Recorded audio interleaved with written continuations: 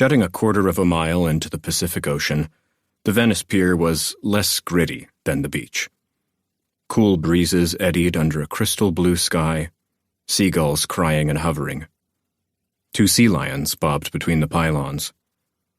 The sound of wind and waves, of portable speakers playing Mexican music, electronica, and rap, the roar of gigantic airliners taking off from LAX a few miles to the south, the thump of helicopters. All of these drowned out the cacophony of crowd noise, buskers, and barkers from the Venice boardwalk. Xavier Priestly leaned over the fish gut and seagull poop-stained wooden railing of the Venice Pier, squinting through polarized Ray-Bans into the blue-green depths of the Pacific Ocean.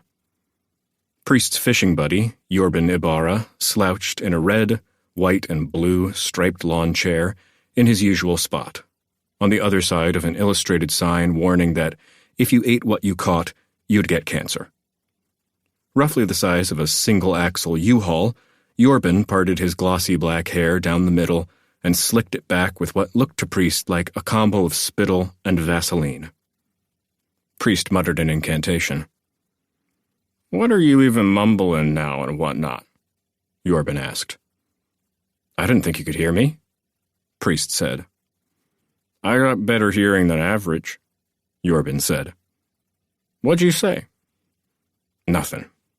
Psalm 8:9. "Bible magic isn't nothing," Yorban said. "Bible magic's the good stuff." "The Pope gets his robes all up in a knot if you call it magic," Priest said. "Tell me what you said." Priest relented. "The birds of the air and the fishes of the sea that pass through the paths of the sea." "I want fish of the sea, not birds of the air. Once I caught a seagull through the beak who snagged my bait. It wasn't good," Yorban said. "You're concentrating on the wrong part of the verse," Priest said. "That part that says, that pass through the paths of the sea? Like, what, whales, walruses, and poisonous snakes and whatnot? I don't want to catch any of those neither." "Yorban, this conversation we're having is why I didn't want you to hear me." Yorban tilted a bottle of wholesale Chinese cooking brandy into his mouth and sucked until the plastic bottle collapsed. He shook the bottle to make sure it was empty and tossed it into a garbage can 10 feet away.